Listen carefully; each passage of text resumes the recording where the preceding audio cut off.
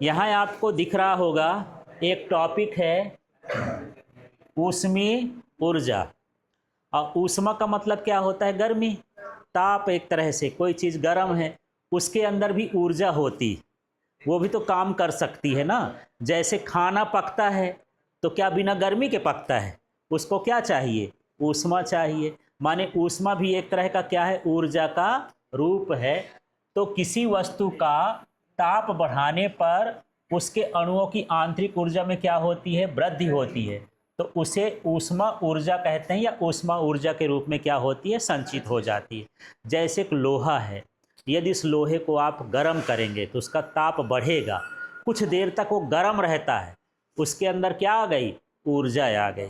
और अपनी ताकत से कुछ भी कर सकता है, लोगों को जला ही सकता है। कल मैं ही जल गया, ये यहाँ पर दिख रहा होगा। मेरे यहाँ नहीं स्टीम लैब है, तो बच्चे कैया, समझ रहे हो कैया? सोल्डरिंग आयरन है ना। हाँ, तो उससे काम कर रहे थे। हाँ, तो वो लगा के ऐसे छोड़ गए, तो मैं रख रहा था ऐसे, तो मैं ध्यान नहीं दिया कि ये गर्म भी होगी। प्लग निकला था, छुआ तो टच हो गई। अब यहाँ पर ये देखे सफ़ेद सफ़ेद ये हो गया। तो मैं सिर्फ यहाँ पर ये नहीं दिखा रहा हूँ कि ये मेरा दर्द है, मैं सिर्फ ये समझा रहा हूँ कि उसके अंदर ऊष्मा के रूप में क्या थी? ऊर्जा थी। उस ऊर्जा की वजह से यहाँ पर मुझे जलन हो गई। ठीक है, क्लियर हो गया? तो क्या होता है, जब ताप बढ़ाते हो तो अणुओं की आंतरिक ऊर्जा बढ़ जाती है, तो उसी को हम क्या बोलते हैं? ऊष्मीय ऊर्जा। जैसे पानी है, अब आप उसको गर्म करते हो तो उसके जो अंदर के अणु होते हैं ऊष्मा को सोख लेते हैं, अपने अंदर रख लेते हैं, वही क्या कहला गई? ऊष्मीय ऊर्जा। ठीक है, केवल इनको आपको जानना है। रासायनिक ऊर्जा।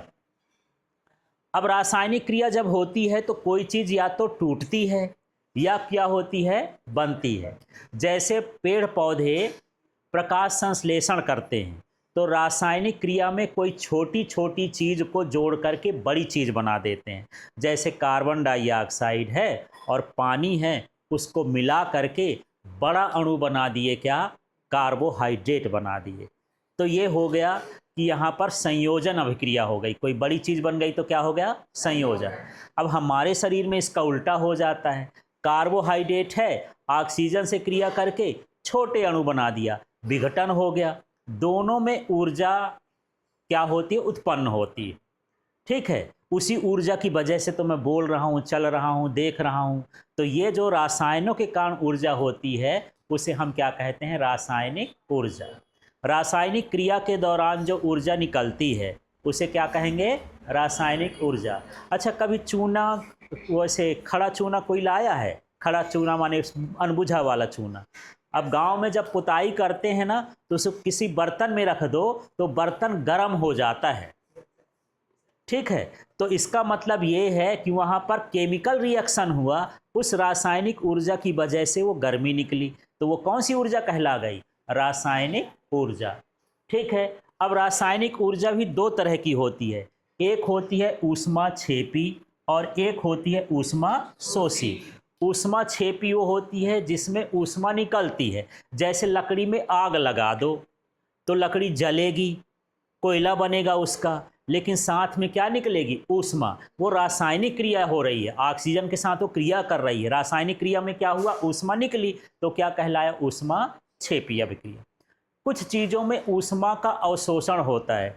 जैसे मान लो नाइट्रोजन है और हाइड्रोजन है, उसको मिला के अमोनिया बनाए, तो उसके आसपास का वातावरण ठंडा हो जाएगा, क्योंकि वो ऊष्मा को क्या कर लेता? खींच लेता है। जैसे हवा में जो भी गर्मी होगी उसको क्या करेगा? खींचेगा, तो हवा क्या हो जाएगी? ठंडी हो जाएगी। तो इस तरह से रासायनिक अभिक्रिया के दौरान जो ऊर्जा उत्पन्न होती है हम उसको क्या कहते हैं? रासायनिक ऊर्जा। रासायनिक ऊर्जा के भी कितने वर्ग हो गए? दो। ऊष्मा शोषी नाम ही है, जिसमें ऊष्मा का शोषण होता है, और जिसमें ऊष्मा का उत्सर्जन होता है, ऊष्मा छेपी कहला गई। ठीक है, अब चलिए हम बात करते हैं थोड़ा सा और, अगली ऊर्जा हम देख लेते हैं। ये है विद्युत ऊर्जा। तो आवेश एक चालक से दूसरे चालक तक पहुंचते हैं, तो उसे हम क्या कहते हैं? विद्युत ऊर्जा। जैसे आपने करंट बहाया कहीं पर, तो किसी तार में आप जब छुआते हैं तार, तो वो आवेश को ढो के लाती है पावर हाउस से। यही ना होता है भाई। आवेश कहाँ उत्पन्न हो रहे हैं? पावर हाउस में। तार से तुम्हारे घर तक आए, घर से आप कहाँ ले आए? पंखे में, ये ट्यूबलाइट में, बल्ब में, इनमें सब में क्या आ रहा है? आवेश आ रहा है। तो इस तार के एक सिरे से दूसरे सिरे तक आ रहा है, तो ये कौन सी ऊर्जा कहला गई? विद्युत ऊर्जा। आवेश एक सिरे से दूसरे सिरे तक जाता है, उसको क्या बोलते हैं? विद्युत ऊर्जा। इसके बाद देखो नाभिकीय ऊर्जा की बात करते हैं।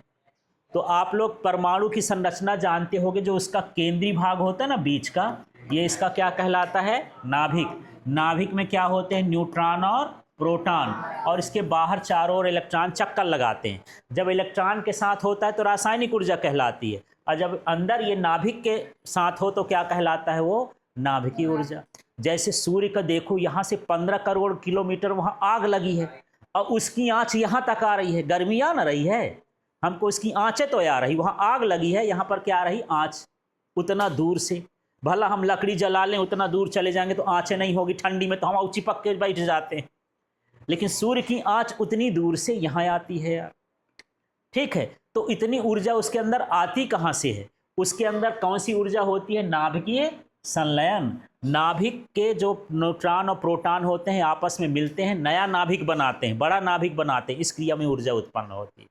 ठीक है, नाभिकीय विखंडन। तो नाभिक जब टूटता है, कभी सुने होंगे कि हमारे विश्व में दूसरा विश्व युद्ध जब हुआ था, तो नागासाकी और हिरोशिमा में अमेरिका ने एटम बम गिराया था, परमाणु बम गिराया था 9 अगस्त और 6 अगस्त को। तो ये इतना शक्तिशाली था कि पल भर में पूरा का पूरा शहर धूल हो गया था। माने आदमी का तो पता नहीं, ये सब टुकड़े टुकड़े पाउडर जैसे उड़ रहे थे, और महीनों तक वहाँ छाया है पूरा। आज भी वहाँ के ज़मीन बंजर है, न वहाँ खेती बाड़ी होती है, न कुछ होता है, कोई जीव जंतु जानवर है उनका जेनेटिक्स खराब हो गया है, उस तरह के कुपोषित नहीं, विकलांग समझो। वो कैसे हो? किसी का मान लो कोई जीन खराब हो गया तो लोग अंधे, लूले, लंगड़े, बहरे ऐसे पैदा हो रहे हैं। ठीक है, वो एक छोटे से, तो उसमें क्या हुआ? उसमें हुआ नाभिकीय विखंडन, है ना। तो वो ऊर्जा किसकी थी? नाभिकीय विखंडन की है। हमारे यहाँ ये तारापुर, कलपक्कम वगैरह में न्यूक्लियर पावर प्लांट है जहाँ बिजली बनती है। तो लोग यहाँ कोयला से बनाते हैं, कोयला भी जलता है तो वो बिजली बनाता है, उसको पानी गर्म करके, फिर हम 12th में उसको बताएंगे। और यहाँ भी जो है ये गर्म होता है, वहाँ भी पानी ही गर्म होता है, उसकी भाप से क्या बनाते हैं? बिजली बनाते हैं। लेकिन इतना सा, चाहे यूरेनियम ले लो 1 किलोग्राम, और चाहे 1000 टन कोयला ले लो, पूरा ये कमरा भर दो, अच्छा इतना सा ये कर लो, इतना यूरेनियम जो है कई समय तक क्या दे सकता है? बिजली दे सकता है। वो ज़्यादा पावरफुल होता है। वो कौन सी ऊर्जा दे रहा है? नाभिकीय ऊर्जा। उसके अंदर कौन सी ऊर्जा है? नाभिकीय ऊर्जा। नाभिकीय विखंडन होता है ना। साइंस का तो जानते होगे, साइंस के 2 पहलू होते हैं, कहीं वो नुकसान करता है, कहीं फायदा भी करता है। तो यहाँ पर फायदे के लिए हम नाभिकीय क्या बनाते हैं? रिएक्टर बनाते हैं जो बिजली बनाता है, और नुकसान के लिए परमाणु बम बना दिए कि लो हम गिरा दें। आजकल दुनिया में इतने परमाणु बम लग गए हैं कि एक तो बटन धोखे से भी दब जाए तो पूरा धरती एक पल में ही क्या हो सकता है? समाप्त हो सकता है। टारगेट किए हो, ये देश है, ये देश है, ये देश, बटन भर दबाना है ना, आके सीधे गिरेगा, पूरा देश का देश खत्म हो जाएगा।